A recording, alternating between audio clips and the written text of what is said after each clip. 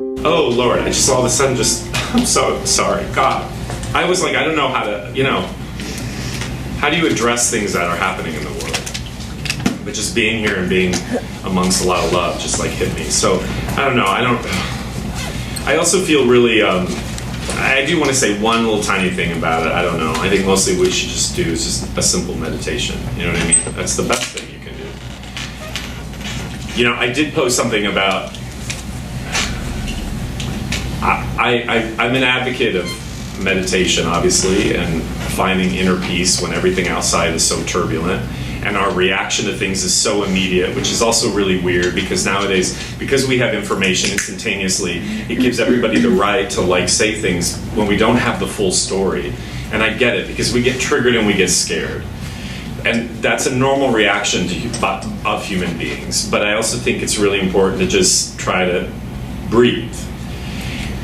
I do think this whole thing about pray for Texas and pray for this place and pray for Vegas and pray for wherever. It's great. The sentiment is correct. But I think we also, as citizens of this planet, as human beings, it also takes more than just praying.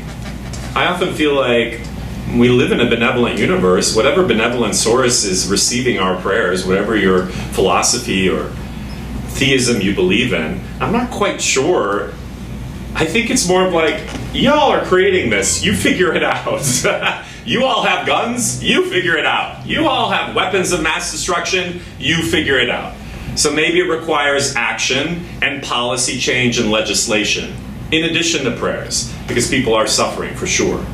So I think it's important that we be mindful of everything. I think the thing that I think is interesting is living in an Instagrammable society, we feel like we've done enough and we can move on when we post something like pray for wherever. And I guess if that makes you feel okay or that you are in some way part of community, that's important. I'm trying to have a conversation so we can see it at many different levels. So it is important that you stay engaged. But a student of mine, he and his girlfriend went and saw a movie last week, and I thought this was the most powerful thing I've heard in a long time, and I think it addresses kind of where we are as artists and as people and kind of what's happening in our society. And it's a movie, it's out of the ArcLight right now, I haven't seen it yet, but it's about trafficking. It's about child trafficking.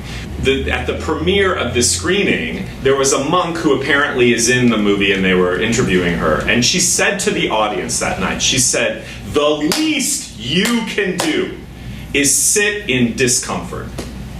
And I was like, oh my God, that's the problem we have in society right now. We're not able to sit with really uncomfortable things, are we?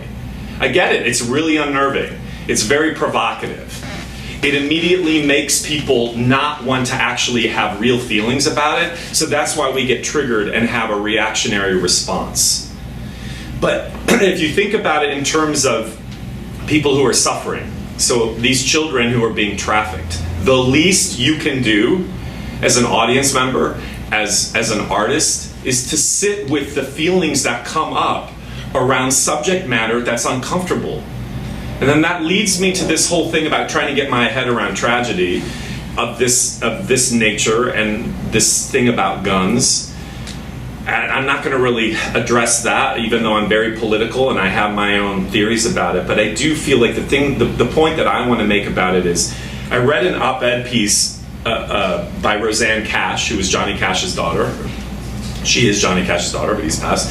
And in the New York Times today. And I think the most interesting thing that she talked about as artists, that artists should not be silenced.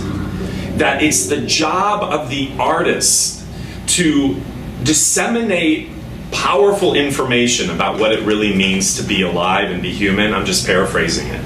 And that if we start to go to bed with lobbying groups, organizations that really are not about art, that really stifle artistry. And to me, stifling artistry is about stifling your own human expression, which is based in love and pathos and compassion.